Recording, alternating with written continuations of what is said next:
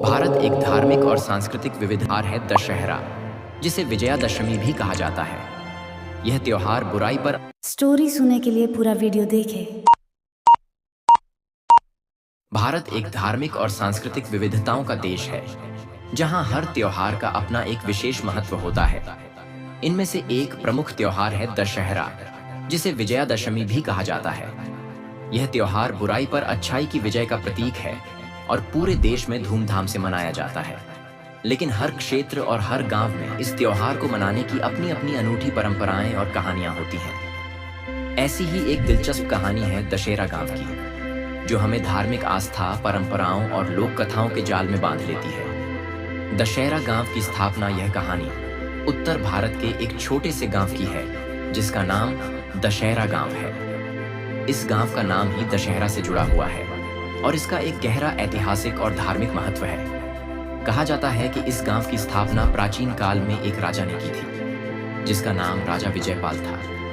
राजा विजयपाल का यह दृढ़ विश्वास था कि रावण जैसे अहंकारी और दुष्ट प्रवृत्ति वाले व्यक्तियों का अंत केवल धार्मिक आस्था और सद्गुणों के माध्यम से किया जा सकता है। एक बार जब राजा विजयपाल एक युद्ध में हार कर लौटे, तो उन्हें यह एहसास हुआ कि युद्ध में विजय प्राप्त करने के लिए केवल शारीरिक शक्ति पर्याप्त नहीं है, उन्हें अपनी आस्था और धर्म का भी सहारा लेना होगा। उसी समय उन्हें एक साधु ने बताया कि अगर वे रावण दहन करके विजयादशमी का त्योहार मनाएंगे, तो उनके राज्य में फिर से सुख, शांति और समृद्धि लौट आएगी। राजा विजयपाल ने उसी दिन यह निश्चय किया कि वे हर साल दशहरा का आयोजन करेंगे और एक विशाल मैदान में रावण का पुतला जलाएंगे।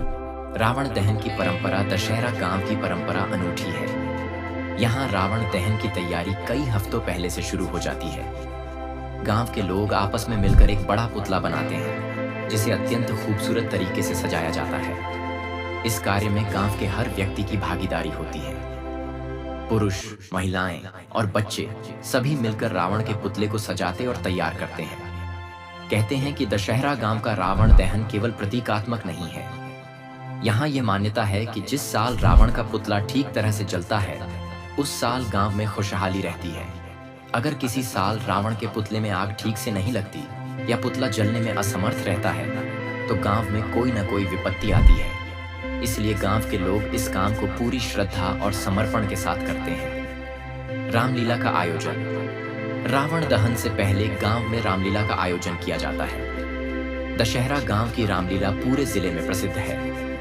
इस रामलीला का मंचन गांव के लोग ही करते हैं। हर साल राम, लक्ष्मण, सीता और रावण के किरदार निभाने वाले पात्रों का चुनाव गांव के बुजुर्गों द्वारा किया जाता है। इन पात्रों को पूरे 9 दिन तक विशेष प्रशिक्षण दिया जाता है, ताकि वे अपने किरदार को पूरी निष्ठा और समर्पण के साथ निभा सकें। रामलीला के दौरान गांव के लोग भगवान राम की जीवन यात्रा को देखते हैं और उनसे प्रेरणा लेते हैं। यह नाटक न केवल मनोरंजन का स्रोत है, बल्कि इसके माध्यम से गांव के लोग धर्म, सत्य और न्याय की भी शिक्षा प्राप्त करते हैं। विशेष रूप से बच्चों में यह नाटक धार्मिक और नैतिक मूल्यों का विकास करता है। बुराई पर अच्छाई की जीत। दशहरा गांव की यह कहानी केवल एक धार्मिक परंपरा नहीं है, बल्कि इसमें गहरे सामाजिक और नैतिक संदेश भी छिपे हैं। रावण, जो अहंकार और अधर्म का प्रतीक है, उसे हर साल जलाकर यह संदेश दिया जाता है कि चाहे बुराई कितनी भी बड़ी क्यों ना हो, अंत में विजय सत्य, धर्म और अच्छाई की ही होती है। गांव के लोग मानते हैं कि यह त्योहार उन्हें हर साल यह याद दिलाता है कि जीवन में बुराई से लड़ने के लिए सत्य, संयम और समर्पण का पालन करना आवश्यक है। रावण दहन के दौरान गांव के मुखिया एक भाषण भी देते हैं, जिसमें वे लोगों को अपने जीवन में सद्गुणों का पालन करने और बुराइयों से दूर रहने का संदेश देते हैं। आधुनिकता और परंपरा का संगम।